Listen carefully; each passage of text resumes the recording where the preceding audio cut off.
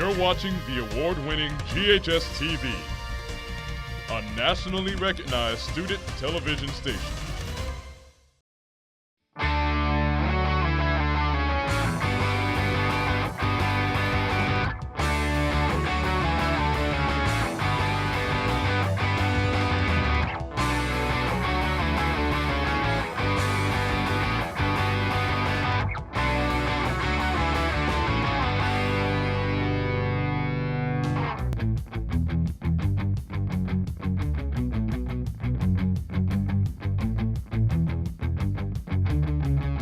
Hello, and welcome to this week's edition of GHS-TV's award-winning talk show, Crosstalk. I'm your host, Rachel Christopherson. Each week in this time slot, we take a look at different issues, personalities, and events that affect you and our community. In the often overwhelming world of school choice, there are public, private, and charter schools. They all share the same goal, to prepare students for the next level of education, whether that be another year of school or adulthood. But with so many school choices now available, how can one be sure that you're choosing the right option for you and your student? Today, we will explore the different curriculum of public, private, and charter schools in Shelby County. Joining me now to talk about public schooling is Ted Horrell, Superintendent of the Lakeland School System.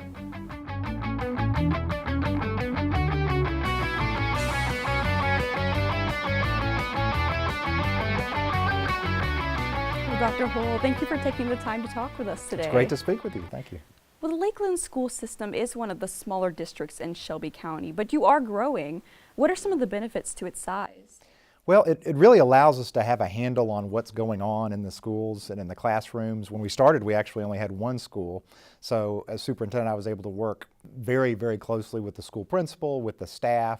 So when we had to make decisions on behalf of the district, we were really just making them for that school. So we didn't have to try to make a one-size-fits-all kind of series of decisions. We were able to say, what's in the best interest of our students at that school. Now we've got two schools, and it's still very manageable because we still have one school per grade band.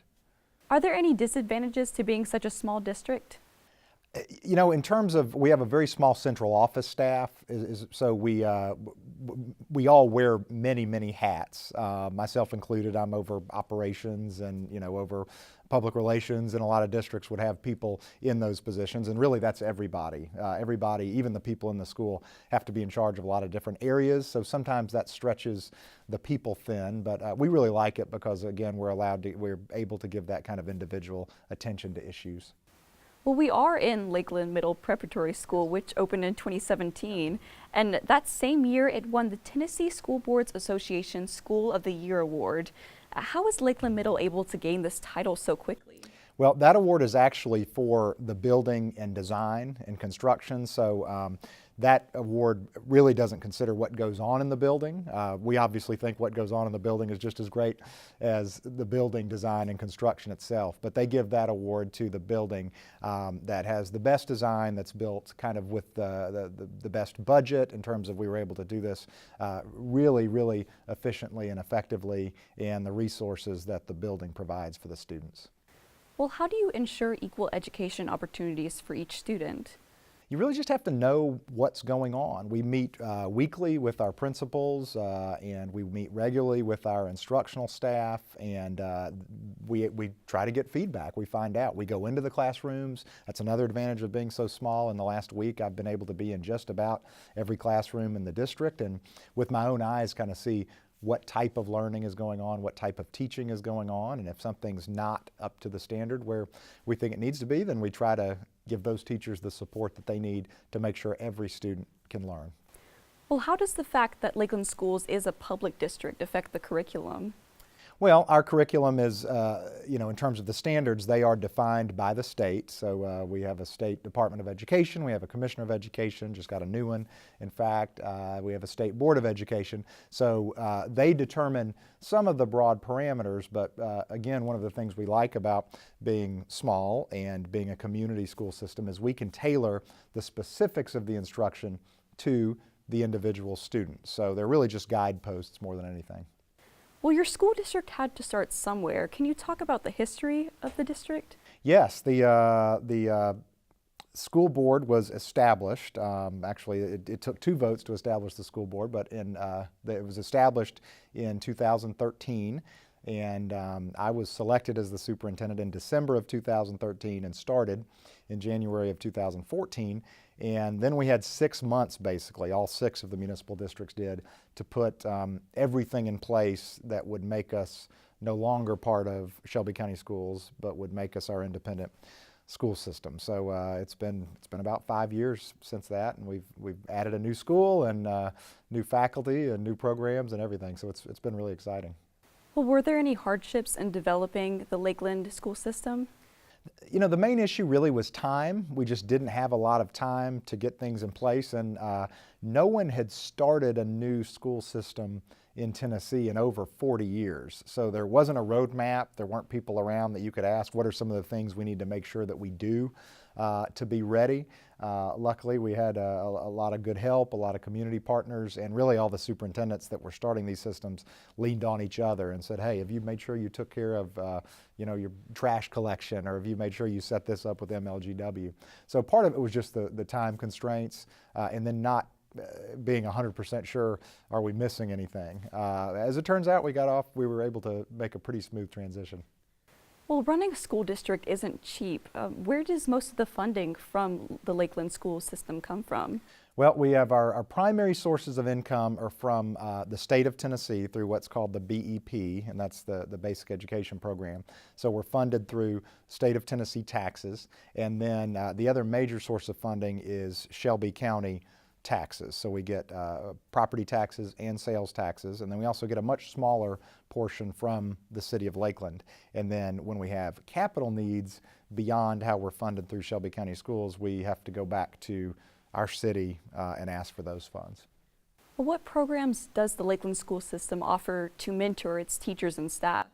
Well, we again, I think it's a benefit of being small. It's definitely not a one-size-fits-all. We assign each new teacher an experienced teacher so that they can be someone to lean on, to ask questions on, everything from, what am I supposed to do with my kids at lunch to, what are some resources that I have. We offer a lot of professional development to our teachers, and a lot of it is tailor-made to what they say that they want. So again, it's all very personalized, it's very customizable.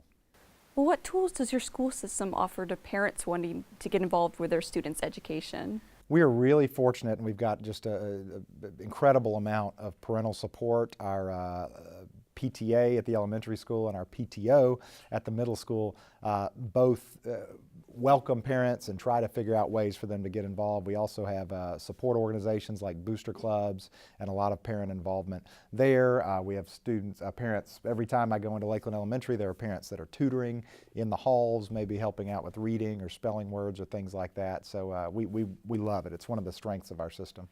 Well, what kind of special activities go on within the schools in the Lakeland school system? Oh gosh, I mean, there's really just something for everybody. At our middle school alone, we've got football and volleyball and boys and girls soccer and cross country and basketball and cheer and pom, and we've also got a drama club, and they're working on their full production of Willy Wonka now. At the elementary school, they're working on a full production of The Lion King Jr. We noted that Pokemon Club was meeting just a few minutes ago, so really just any kind of interest that the students have, we want it to be student driven. Well, whatever the students want to do, we've got teachers that say, hey, let's help you figure out how to do that, whether it's the guitar club or the glee club or just anything that they're interested in, really. Well, Dr. Horrell, thank you so much for talking with us today. Well, thank you for having me. It's been great. We have to take a short break, but when we return, we will turn our focus to private schooling. Stay with us.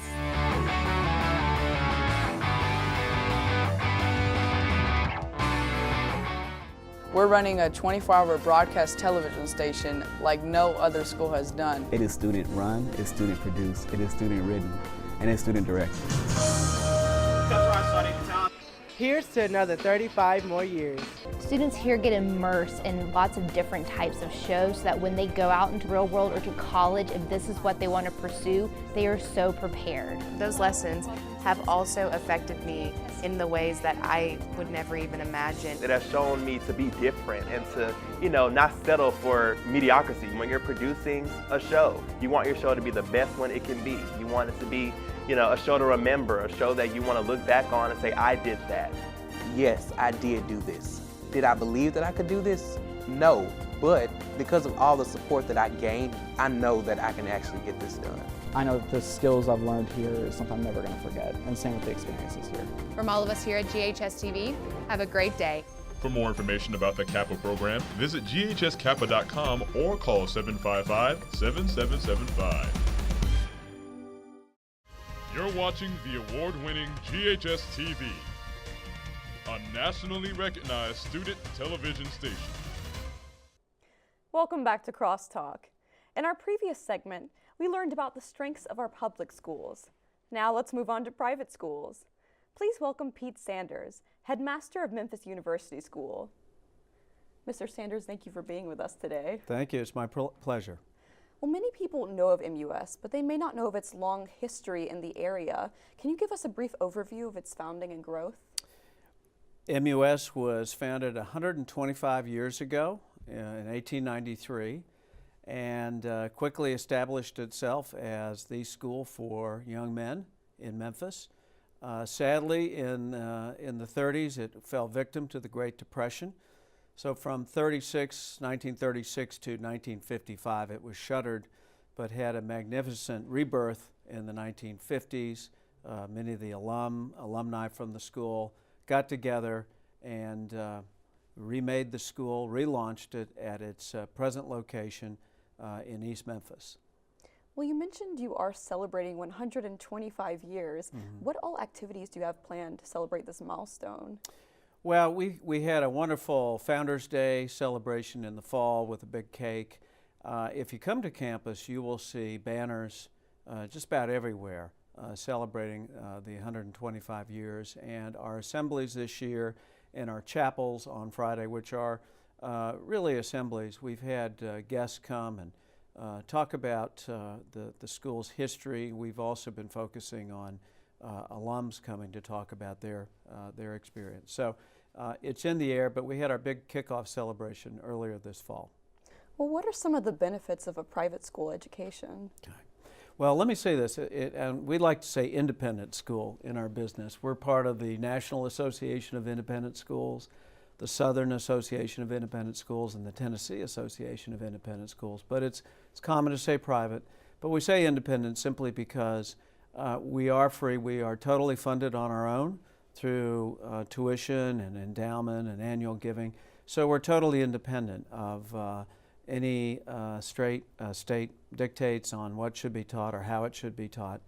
And that's one of the benefits, that there's tremendous independence. Our teachers are allowed to take their tremendous knowledge of their given subject and put all their energy into it. And it's a proven formula because 100% of our students go to college, but not only go to college, go there and do well. We have a track record going back years to back that up. Well, you are a Christian-affiliated school. Mm-hmm. How much does religion affect your school's activities? Well, we need to clarify that. Our mission statement notes that we are adherents to the believers and the Christian tradition. And that's very different than being a Christian school, because I think in the common parlance that's out there, that if you're a Christian school, you're associated with a church. And so we have no association with any denomination, but running through the school is that strong Christian thread of high moral standards, high ethical standards. We do teach religion, and we have what we call on Friday chapel. It's an assembly, but there is a scripture reading at the beginning of it. It could be New Testament or Old Testament, but we're not. It's a bit of a misnomer to say we're a Christian school. We have students of all faiths at the school, and that's a high comfort level for all of them, and we're a non-proselytizing institution. Well, you have a very rigorous curriculum. Mm-hmm. Why do you think it's important to challenge students as much as MUS does? Well, to start off, I would just say this. If you ask for less, you'll certainly get it. And we ask for more. And in doing that, our students are able to perform at a high level that perhaps they wouldn't in another setting.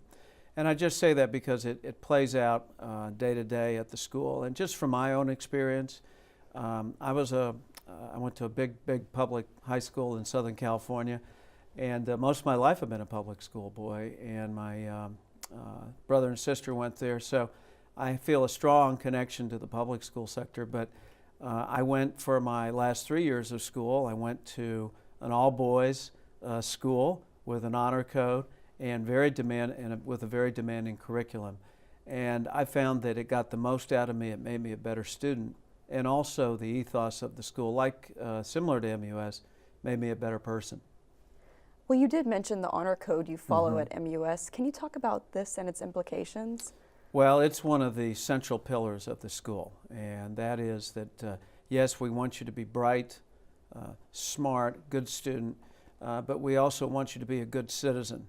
And part of being a good citizen is truth and honor, which is at the core. That's the school's motto. Being honest with oneself, honest with others. I've had alums tell me, and I've visited our alumni, not just here in Memphis, but in other cities, New York, Nashville, Atlanta, most recently Washington, D.C. And they ask about the honor code. They feel that it was a central piece to their experience at MUS. And as one alum said in Nashville, he said, I know in my business that if I'm doing business with an MUS graduate, I know that that person can be trusted. And I think that speaks volumes to what the honor code's all about. Well, does MUS follow state standards for education, or do you develop your own courses? We're independent, so we pretty much set our own curriculum. But if you looked at our curriculum map, you would see that there's probably a lot there that's similar to what you see here at Germantown High School, a sequence of math that takes you up to calculus, AB and BC, history that takes you up to AP levels, government AP levels. So there's a lot of uniformity out there, but where we're independent is that we are left to our own devices, our own professional judgment on how we should teach it. And that makes for a big difference. Well, Mr. Sanders, thank you for talking with us today. Well, my pleasure, and wish you well. This is a great studio you have here. Thank you. My compliments. We have to take another short break. When we come back, we'll explore a hybrid school model and the controversy surrounding it. Please stay with us.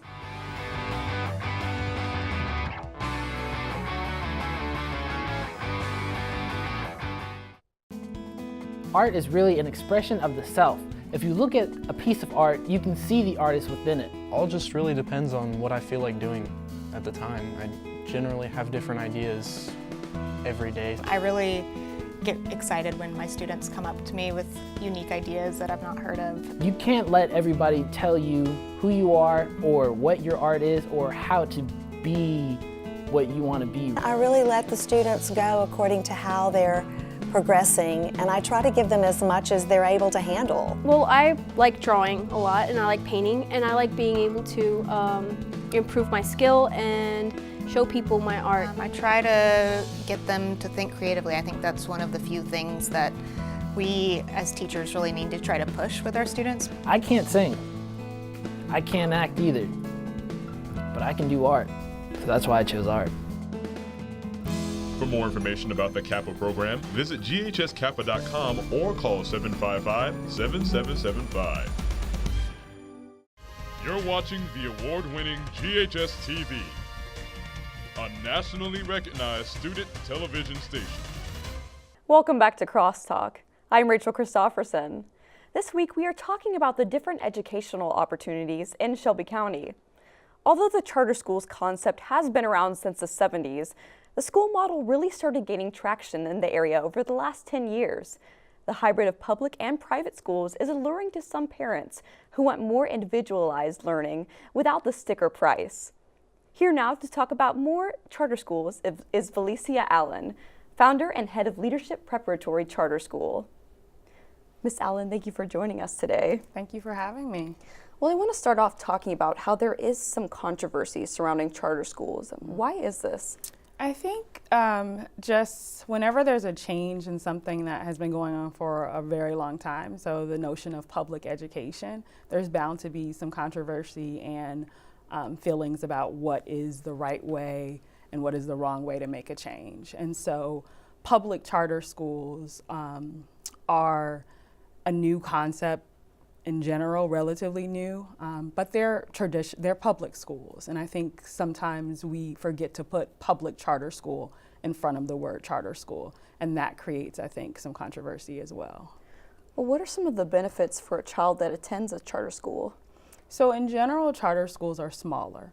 A lot of charter schools are using more innovative models of teaching. So for instance, at Leadership Preparatory Charter School, we have a 2-teacher model in grades K through 2 so that we can accomplish small group literacy instruction. And that's really beneficial for our students, many of which who come to us without having a literacy-rich background or having not had the benefit of a pre-K program. So in essence, they're not necessarily ready for kindergarten.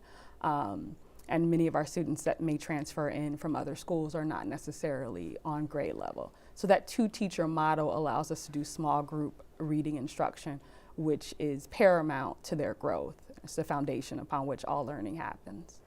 Well, how does the curriculum for your school differ from public schools? So there's not a huge difference. We still are held to the same state standards as a traditional public school.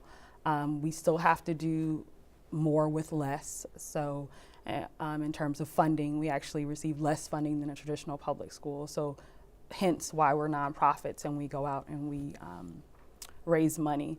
There's not a difference in terms of the standards or the curriculum, a huge difference. The difference is in implementation. So there's been a big push using a new form of math, which I think all of Shelby County, many schools in Shelby County uses this math, and so do we. So the difference would be in how we implement it. So we're very much teacher driven in terms of giving teachers professional development in their content areas. And so allowing them to take the curriculum and make it and present it to our students in a way that's best for them. Whereas I know in some traditional schools, there's been a lot of push towards a scripted curriculum. So read this, this is the way you do it. So it's really not about the standards or the curriculum, it's really about how you implement it. And we're able to implement it differently, number one, because we have 2 teachers, and number 2, because we're smaller. Well, is there a reason for the similarity in the curriculum itself? I think the biggest similarity is that it's just as we push towards Common Core or 10 Core or 10 Ready standards, whatever standards you want to call them, they're essentially Common Core standards. The level of rigor is really high. And so there's just not a lot of curriculums out there that produce the level of rigor that you need to be able to conquer these end-of-year tests.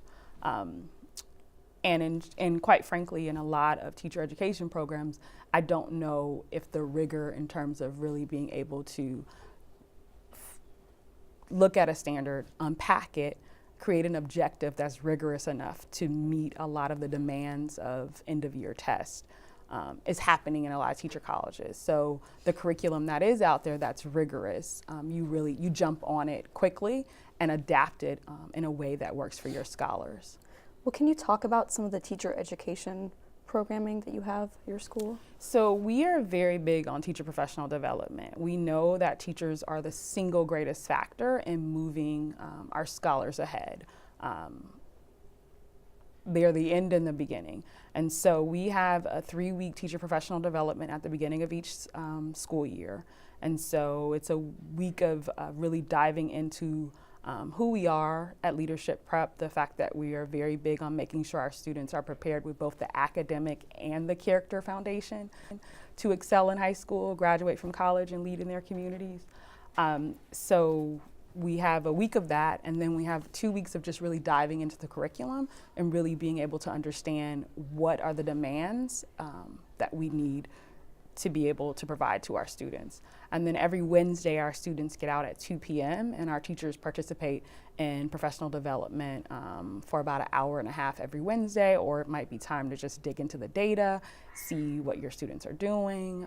So we're very big on professional development. We also have weekly observations by our directors of instruction, where they're providing teachers with feedback, as well as giving them glows about what they're doing great and asking them to show other teachers.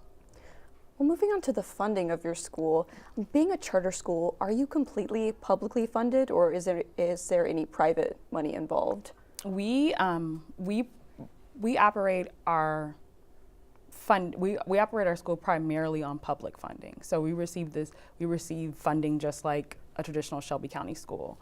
The difference between us and traditional Shelby County schools is that our funding flows through Shelby County. So there are things that are taken out of our funding. And so we don't receive the same amount per pupil as a traditional public school. And Shelby County takes out things for services that they provide, sped services, things of that nature. If we want to have any extras, we have to fundraise. So this year we have music. We also have art.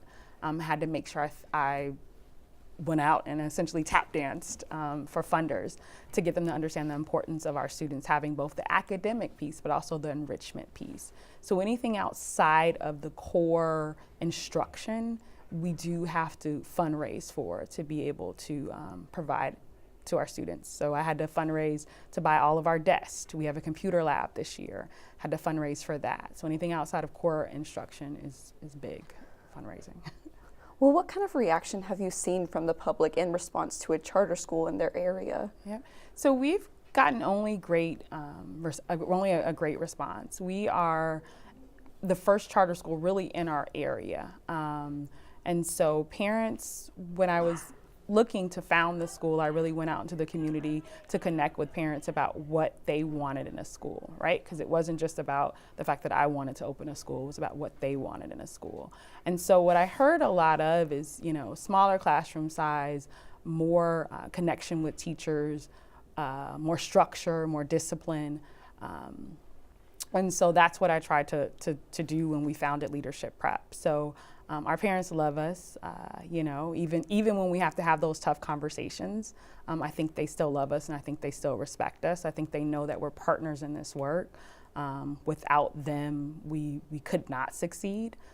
And so we've had nothing but positive comments from parents, and we have a really great success rate in terms of parents bringing their kids back each year. Well, congratulations on all the success of your school. Thank you. And thank you for talking with us. Thank you so much. Have a great rest of the school year. Thank you. I would like to take a moment to thank all of the guests for being on our show today. Our conversation about the variety of schools offered in the area was both informational and eye-opening. Remember, Crosstalk can be seen each week at 9:30 a.m. and 7 p.m. on Mondays and Thursdays, Tuesdays and Thursdays at 2 a.m., and 12 p.m. and 7 p.m. on Sundays. For more information on our programming, please check us out on the web at GHS-TV.org, where we are streaming live 24 hours a day. You can also check us out on Facebook and Twitter. I'm Rachel Christopherson. From all of us at GHS-TV, thank you for watching Crosstalk, and I hope to see you again.